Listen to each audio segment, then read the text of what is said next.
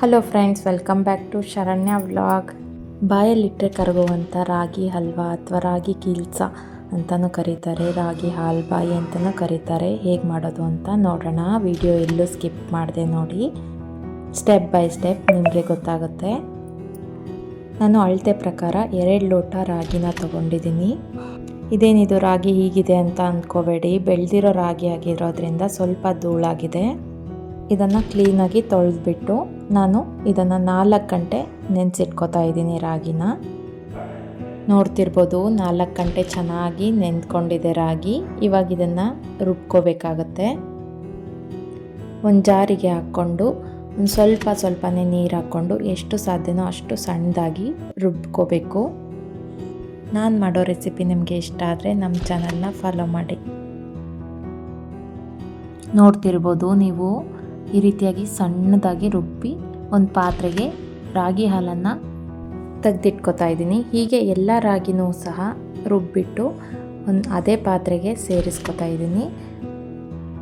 ರುಬ್ಬಿರೋ ಅಂಥ ರಾಗಿ ಹಾಲಿಗೆ ಮತ್ತೆ 1 ಲೀಟ್ರ್ನಷ್ಟು ನೀರನ್ನು ಹಾಕ್ಕೊಂಡು ಅದೇ ಪಾತ್ರೆ ತುಂಬ ನೀರನ್ನು ಅಂದರೆ 2 ಲೀಟ್ರು ಹಾಲನ್ನು ರೆಡಿ ಮಾಡ್ಕೊತಾ ಇದ್ದೀನಿ.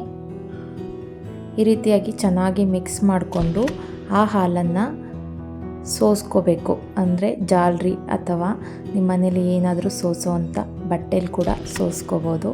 ಈ ರೀತಿಯಾಗಿ ಸೋಸ್ಕೊಂಡು ಆ ರಾಗಿನ ಹಿಂಡಿ ಚೆನ್ನಾಗಿ ಹಾಲನ್ನು ತೆಗೆದಿಟ್ಕೋಬೇಕು. ನಾನು ಸ್ವಲ್ಪ ಹಾಲು ಕಡಿಮೆ ಆಯಿತು ಅಂತ ಹಿಂಡಿರೋ ರಾಗಿಗೆ ಇನ್ನೊಂದು ಸ್ವಲ್ಪ ನೀರನ್ನು ಹಾಕ್ಕೊಂಡು ಮತ್ತೆ ಹಾಲನ್ನು ತೆಗೆದಿಟ್ಕೋತಾ ಇದ್ದೀನಿ. ನಿಮಗೂ ಕಡಿಮೆ ಅನಿಸಿದರೆ ನೀವು ತಕ್ಕೋಬಹುದು. 2 ಲೋಟ ರಾಗಿಲಿ 2 ಲೀಟ್ರು ಹಾಲನ್ನು ತೆಗೆದಿಟ್ಕೊಂಡಿದ್ದೀನಿ. ನೋಡ್ತಿರ್ಬೋದು, ಮಂದವಾಗಿ ಬಂದಿದೆ ಹಾಲು. ಹಾಲು ತುಂಬ ತೆಳುವಾಗಿ ಕೂಡ ಇರಬಾರ್ದು, ಏಕೆಂದರೆ ಹಲ್ವಾ ಸ್ವಲ್ಪ ತೆಳುವಾಗಿ ಬಂದುಬಿಡುತ್ತೆ. ನೋಡ್ತಿರ್ಬೋದು, ಇಷ್ಟು ಹದಕ್ಕಿದ್ರೆ ಸಾಕಾಗುತ್ತೆ. ಆ 2 ಲೀಟ್ರ್ ಹಾಲನ್ನು ಸೈಡಲ್ಲಿ ಎತ್ತಿಟ್ಕೊಂಡು ಅದಕ್ಕೆ 3/4 kg ಬೆಲ್ಲನ ತೊಗೊಂಡಿದ್ದೀನಿ. ಹಾಗೆ ಒಂದು ಪಾತ್ರೆಗೆ 1 ತಮ್ಗೆ ನೀರನ್ನು ಹಾಕ್ಕೊಂಡು ಅದಕ್ಕೆ ಬೆಲ್ಲನ ಸೇರಿಸ್ಕೊತಾ ಇದ್ದೀನಿ.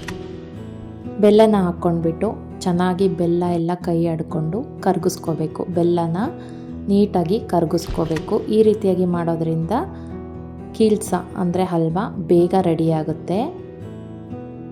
ನೋಡ್ತಿರ್ಬೋದು ನೀವು, ಬೆಲ್ಲ ಎಲ್ಲ ನೀಟಾಗಿ ಚೆನ್ನಾಗಿ ಕರಗಿದೆ. ಇವಾಗ ನಿಮಗೆ ಈ ರೆಸಿಪಿ ಇಷ್ಟ ಆದರೆ ನನಗೆ ಕಮೆಂಟ್ ಮಾಡಿ ತಿಳಿಸಿ. ಹಲ್ವಾ ಮಾಡುವಂಥ ಪಾತ್ರೆ ತಳ ಸ್ವಲ್ಪ ದಪ್ಪವಾಗಿರಬೇಕು, ಅದಕ್ಕೋಸ್ಕರ ನಾನು ಕುಕ್ಕರನ್ನು ತೊಗೊಂಡಿದ್ದೀನಿ. ಈ ಕುಕ್ಕರ್ಗೆ ಕರಗಿರುವಂಥ ಬೆಲ್ಲನ ಸೋಸ್ಕೊಂಡಿದ್ದೀನಿ. ಸೋಸ್ಕೊಂಡ್ಬಿಟ್ಟು ಸ್ವಲ್ಪ ಬಿಸಿ ಆದ ತಕ್ಷಣ ರಾಗಿ ಹಾಲನ್ನು ಅದಕ್ಕೆ ಸೇರಿಸ್ಕೊತಾ ಇದ್ದೀನಿ. ಈ ರೀತಿಯಾಗಿ ಬೆಲ್ಲ ಕರಗಿಸ್ಕೊಂಡು ಹಾಕೋದ್ರಿಂದ ರಾಗಿ ಹಲ್ವಾ ಬೇಗ ರೆಡಿಯಾಗುತ್ತೆ. ಹಾಕ್ಕೊಂಡ್ಬಿಟ್ಟು ಚೆನ್ನಾಗಿ ಮಿಕ್ಸ್ ಮಾಡ್ತಾ ಬರಬೇಕು. ಒಂದು 5ರಿಂದ 10 ನಿಮಿಷ ಆದರೆ ರೆಡಿಯಾಗೋಗುತ್ತೆ. ಈ ರೀತಿಯಾಗಿ ಮಿಕ್ಸ್ ಮಾಡ್ತಾ ಸ್ವಲ್ಪ ಕಲರ್ ಚೇಂಜ್ ಆಗ್ತಾ ಬರುತ್ತೆ. ಸ್ವಲ್ಪ ಕೆನೆಯಾಗಿ ಕಾಣಿಸ್ತಾ ಇರುತ್ತೆ ಹಾಲು. ಹಲ್ವಾ ರೆಡಿ ಆಗೋ ತನಕ ಈ ರೀತಿ ಕೈ ಆಡಿಸ್ತಾ ಮಿಕ್ಸ್ ಮಾಡ್ತಾನೆ ಇರಬೇಕು. ನೋಡ್ತಿರ್ಬೋದು, ಚೆನ್ನಾಗಿ ಕುದೀತಾ ಇದೆ. ಈ ರೀತಿಯಾಗಿ ಕುದೀತಾ ಗುಳ್ಳೆಗಳು ಬರ್ತಾ ಇರುತ್ತೆ. ಗುಳ್ಳೆಗಳು ಒಡೆಯೋದಿಲ್ಲ, ದಾರವಾಗಿ ಎಳೆಯಾಗಿ ಬರ್ತಾ ಇರುತ್ತೆ. ಚಮಚದಲ್ಲಿ ಎತ್ತಿ ಬಿಟ್ಟಾಗ ಈ ರೀತಿಯಾಗಿ ಆದಾಗ ಆಗ್ತಾ ಇದೆ ಹಲ್ವಾ ಅಂತ ನಿಮಗೆ ಗೊತ್ತಾಗುತ್ತೆ. ನೋಡ್ತಿರ್ಬೋದು ನೀವು, ಗುಳ್ಳೆಗಳು ಎಷ್ಟು ಚೆನ್ನಾಗಿ ದಾರವಾಗಿ ಬರ್ತಾ ಇದೆ ಅಂತ. ಈ ರೀತಿಯಾಗಿ ಬಂದಮೇಲೆ ಇದಕ್ಕೆ ಸ್ವಲ್ಪ ಒಣಶುಂಠಿ ಪುಡಿನ ಹಾಕ್ಕೊಂಡು ಮಿಕ್ಸ್ ಮಾಡ್ಕೊತಾ ಇದ್ದೀನಿ. ಚೆನ್ನಾಗಿ ಮಿಕ್ಸ್ ಮಾಡಿಕೊಂಡು ನೋಡ್ತಾ ಇರ್ಬೋದು, ಇದು ರೆಡಿ ಆಗ್ತಾ ಇದೆ. ನಿಮಗೆ ಗೊತ್ತಾಗದೇ ಇದ್ದರೆ ಒಂದು ತಟ್ಟೆಯಲ್ಲಿ ನೀರು ಹಾಕ್ಕೊಂಡು ಆಗಿರೋ ರಾಗಿ ಹಾಲನ್ನು ಇದಕ್ಕೆ ಹಾಕ್ಕೊಂಡ್ರೆ ಇದು ತೇಲಿ ಬರುತ್ತೆ. ಈ ರೀತಿಯಾಗಿ ಆದರೆ ಆಗಿದೆ ಅಂತ ನಿಮಗೆ ಗೊತ್ತಾಗುತ್ತೆ.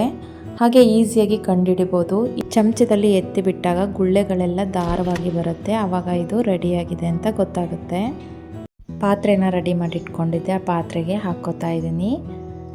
ಹಾಕ್ಕೊಂಡ್ಬಿಟ್ಟು ಇದೊಂದು ಸ್ವಲ್ಪ ತಣ್ಣಗಾಗಬೇಕು. ತಣ್ಣಗಾಗದ್ಮೇಲೆ ಇದನ್ನು ನೀವು ಯಾವ ಶೇಪಲ್ಲಿ ಬೇಕೋ ಆ ಶೇಪಲ್ಲಿ ಕಟ್ ಮಾಡ್ಕೋಬೋದು. ನೀವು 2ರಿಂದ 3 ದಿನ ಇಟ್ಕೊಂಡು ಕೂಡ ತಿನ್ಬೋದು, ಏನು ಕೂಡ ಆಗೋಲ್ಲ.